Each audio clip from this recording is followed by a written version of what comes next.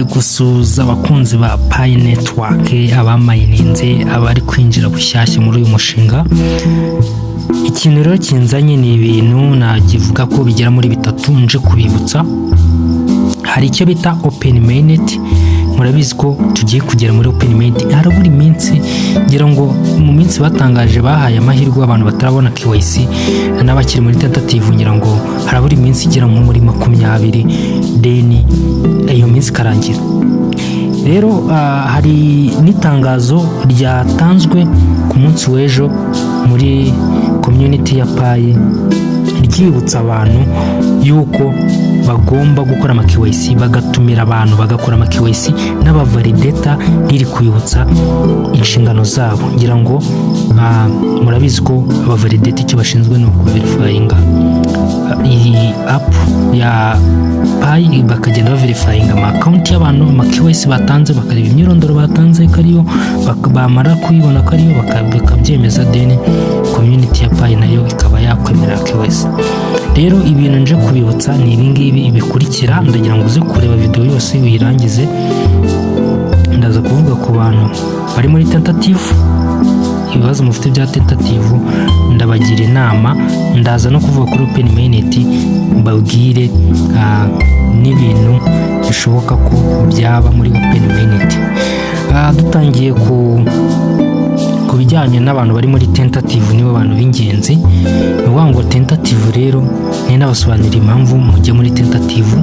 Mushobora kuba mutamininga buri munsi, mushobora kuba mwarahinduye amatelefone, mushobora kuba mwarakoze KYC nabi. Inama nabagiriye no kubanza mukiga kumininga buri munsi. Iyo niyo nama ya mbere.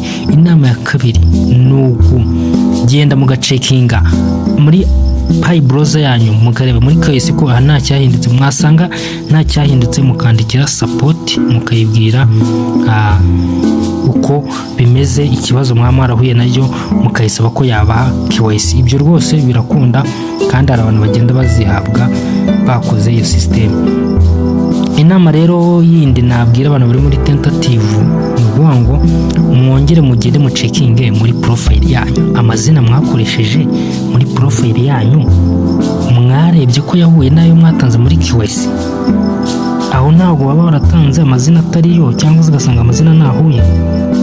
Aho ntabwo waba warakoze amakosa agiye atandukanye yerekeye no kuba imyirondoro yawe wakwandika nayo imyirondoro, wakwandika nabi nimero ya telefone, amatariki y'amavuko, ibintu nk'ibyo mu bicekingi. Nimara kubicekinga mwandikire support. Iyo niyo nama nagira abantu bari muri tentative.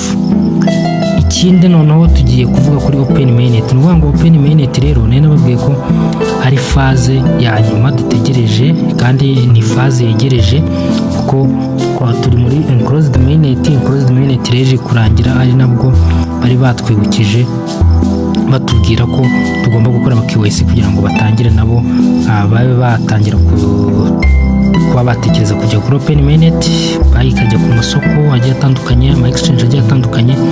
Ubwo rero bivuze ko Open Mainnet iregejeje. Enclosed Mainnet tuyirangiza tujya muri Open Mainnet.